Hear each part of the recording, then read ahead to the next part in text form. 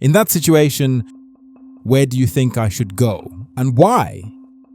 There was already 5 people fighting for space behind me, so going down to exploit the free space in my own half was an optimal play. This made the ball move, forcing the opponent to chase it, and we then ended up in a numerical advantage. You only touch the ball about 5% of the match. So what truly makes you a great player is what you do and where you go during the other 95%. To be good, you need a high football IQ. You need to be smart. It means to read interactions between players and spaces, anticipate movements, and make decisions that influence the game. Ask yourself, where can I go to help my team? Every movement must serve a clear purpose, not just because you can move.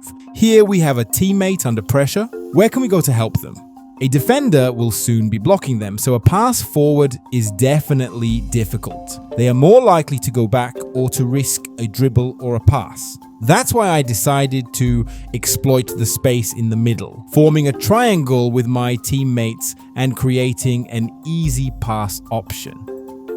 And to be an easy pass option, try to make sure nobody is on the pass trajectory when you can, or this will happen. It is easy to blame the keeper for the pass, but remember that passing the ball in this game is difficult. You can't control your teammates' accuracy, but you can help them. If they are forced to try something difficult, maybe your positioning was bad. I often see players blindly charge forward as soon as the keeper gets the ball, bringing more defenders to their own attackers. Doing this negates space and easy passes for yourself and your team. As a good rule of thumb, whenever your keeper has the ball, try to reset into the default 2-2 formation. Look around you and at the minimap and go in a space where there's none of your teammates.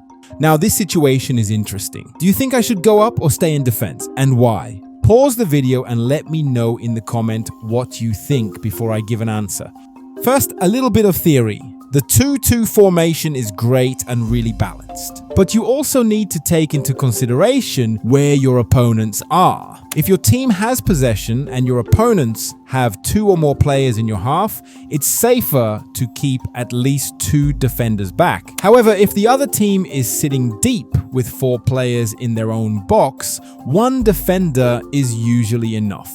At the end of the day, you can even go full offensive if you want, but you need to think about this play as being a high risk, high reward situation, because if you don't score, then you are in trouble and it will be your fault. Let's get back to our example. Looking at their body language, the enemy team was definitely coming back to defend. So me pushing up into the free space in their box made a lot of sense. That being said, more often than not, your team will suck at defending. So you always need to keep an eye on the minimap to know if the back is properly covered.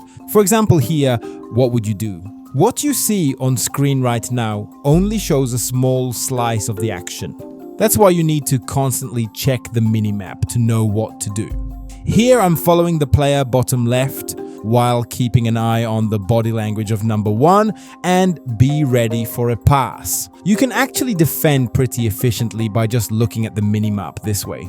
Please let me know in the comment if you find this gameplay tips format useful. I always read all your comments because I'm trying to find what is the best formula to make you all better players. So don't hesitate to give your opinion. Let's get smarter on the pitch together and see you in the next one.